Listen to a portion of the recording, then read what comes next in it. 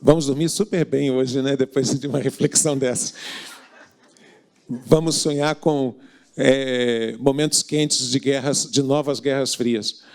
Bom, vamos agora para a fala institucional do presidente do NIC-BR. Antes de chamá-lo aqui, como sempre faço, vamos primeiro ao mini currículo, para que depois venham os aplausos.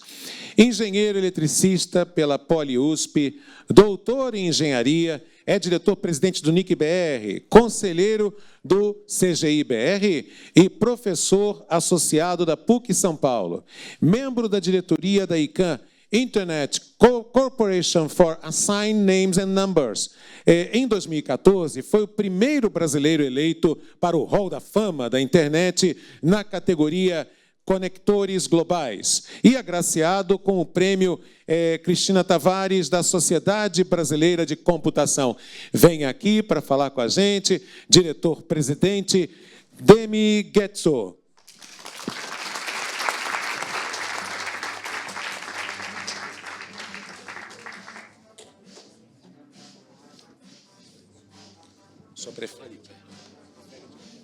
Isso, está ótimo. Muito bem. Tá, não precisávamos de apresentação. Tem alguns slides aí? Pode botar algum eventual aí. Eu vou falar da Internet 0.0, já que ouvimos da Guerra Fria 2.0. Vamos voltar à parte bem inicial. Esses são... já viram essa aí várias vezes, né? Tá ligado quem?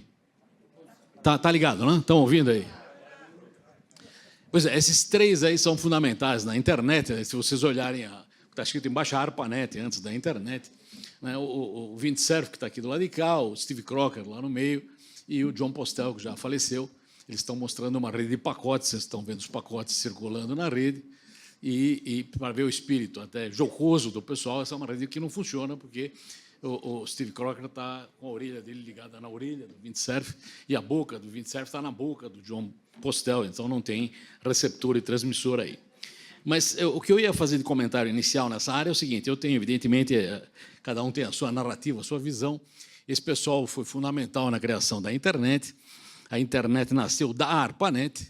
A ARPANET era uma rede, foi financiada pelo Departamento de Defesa americano, mas a ARPANET começou a funcionar em 69, o pessoal envolvido na ARPANET eram os universitários, os graduados em 69. 69 é o centro da contracultura norte-americana. Eles criaram uma rede com características abertas de inclusão, de adesão voluntária, né, sem nenhum centro de controle. Então, você não consegue desligar a internet, ela não tem uma chave de desliga. Então, esse conceito esteve presente desde o começo da internet. E aí eu vou fazer um comentário adicional, que é o seguinte: quer dizer, precisamos saber qual é a semântica do que nós estamos falando. Quer dizer, o que é a internet?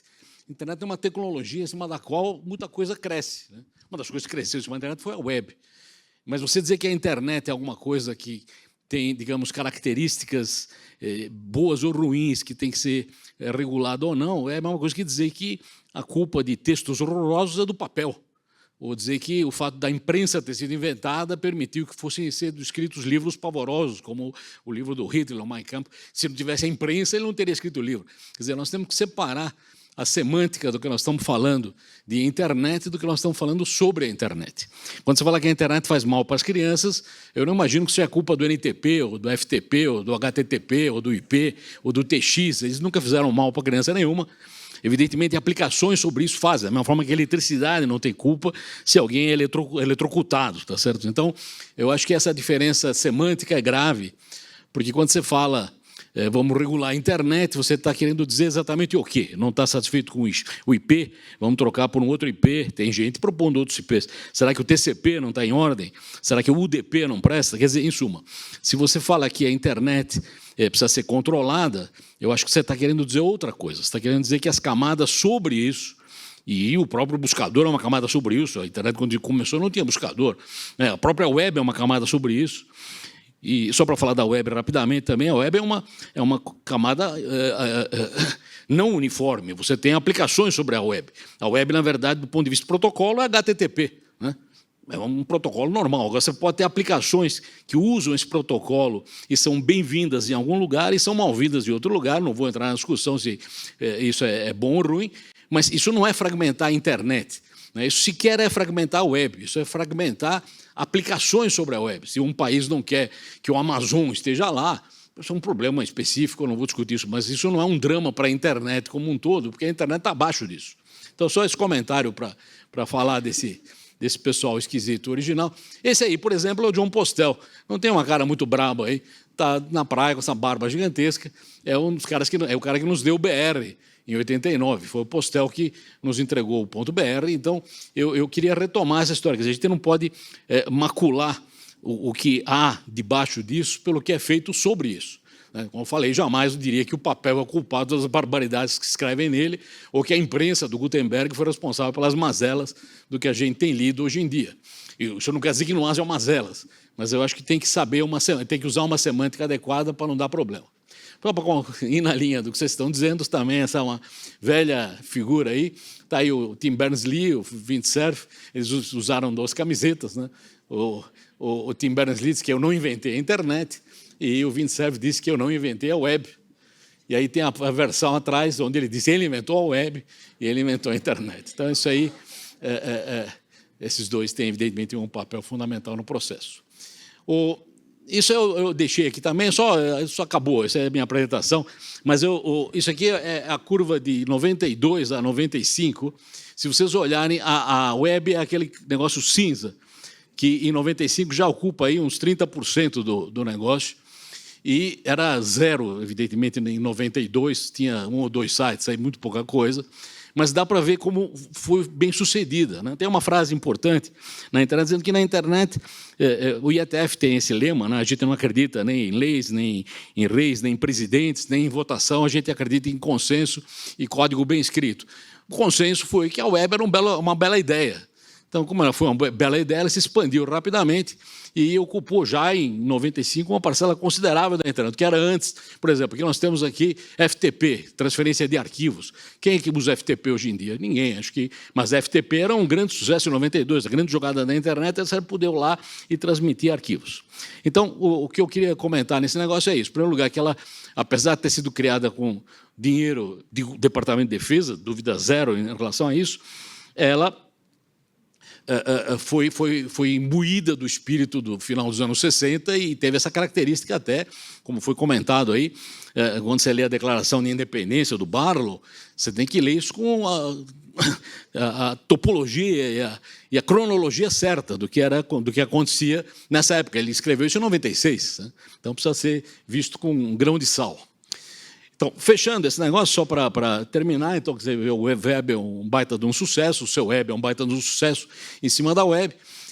Tem uma transparência que eu devia ter trazido, mas não trouxe, do Steve Crocker, que é uma ampulheta, onde isso fica muito claro. Na ampulheta, embaixo, você tem cabos submarinos, depois você tem Wi-Fi, 3G, 4G, Ethernet, são as formas de comunicação que você tem na infraestrutura para chegar aos níveis de cima. Isso aqui, em geral, é regulado. Você não pode pegar um cabo e sair jogando cabo no meio do mar sem combinar com os países envolvidos. Você não pode cavar uma calçada e passar um cabo seu sem que a prefeitura aceite. Isso é tudo regulado. Você não pode criar botar faixa de espectro de comunicação e criar uma rádio por sua conta. Isso tudo é regulado. Aí você passa pelo gargalo da ampulheta, pena que eu não trouxe a figura, que chama IP. IP é Internet Protocol, um protocolo escrito para grudar pedaços de rede, formando uma coxa de retalhos, que a internet é uma coxa de retalhos com redes autônomas. Esse IP foi tão bem sucedido que virou o nome da internet. A internet chama internet porque ela usa Internet Protocol, que é um protocolo entre redes, né? Internet. Em cima do IP, você tem o TCP e o UDP para transferir dados com certeza de qualidade, ou transferir dados com agilidade, mas não garantia de fidedignidade. Em cima disso, você tem os protocolos de aplicação, NTP, FTP, HTTP, DNS, de nomes e tal. E, em cima disso, você tem as aplicações. Eu terminaria a internet nessa camada de protocolos. Acima disso, eu tenho coisas que têm méritos e deméritos próprios. Isso não tem diretamente a ver com as camadas de baixo, e usarmos a palavra errada nisso pode dar chance do pessoal, de fato, fazer a fragmentação da internet. Fragmentação da internet é quando você não tem comunicação nas linhas de baixo. Fragmentação da telefonia seria você não poder ligar de um país para outro porque usam protocolos diferentes, padrões diferentes. Graças a Deus, a telefonia não tem fragmentação, você pode ligar onde você quiser. Isso não quer dizer que você não possa ser proibido de falar com alguém ou coisa desse tipo, mas esse é no nível de cima, não é no nível da telefonia. Eletricidade também não tem fragmentação, né? Ondas hertzianas não tem fragmentação. A TV pode ter gerado um monte de problema, mas não foi culpa do Hertz, que a TV tenha gerado um monte de problema. Então, é só para dizer que precisamos ler isso aí com a semântica adequada, porque senão acabamos dando tiro no pé, eventualmente, e conseguir uma fragmentação que nós não gostaríamos de ver. Eu acho que, de fato, há fragmentação em aplicações, as aplicações têm méritos e deméritos, são clubes que têm interesse numa área ou outra, certamente há interesses comerciais, e aí eu encerro dizendo isso, quer dizer, a web sempre foi algo, os buscadores surgiram por causa da web, quer dizer, você precisava descobrir onde estavam as coisas. Quando entraram as redes sociais no meio, eles passaram a concentrar tudo isso. Então, hoje, raramente você procura alguma coisa na web. Na verdade, você nem mais usa muita URL, porque a IA já está te dando o conteúdo daquilo que também eu acho um altíssimo risco, mas é um fato da vida.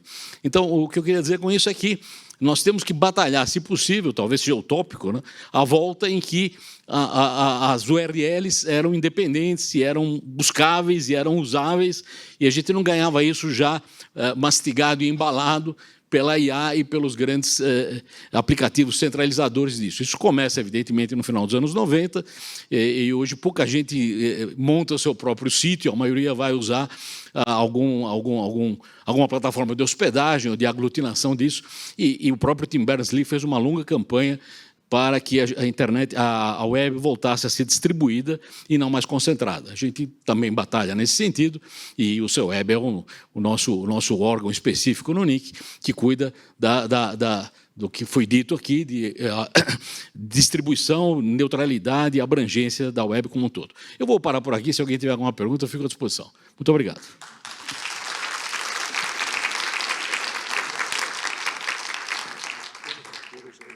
Painel, o senhor quer que abra para perguntas? Não sei, você que sabe. Eu que sei? Nossa, o presidente acaba de me dar um enorme poder aqui, olha que chique. É porque nós estamos com o horário bem apertado.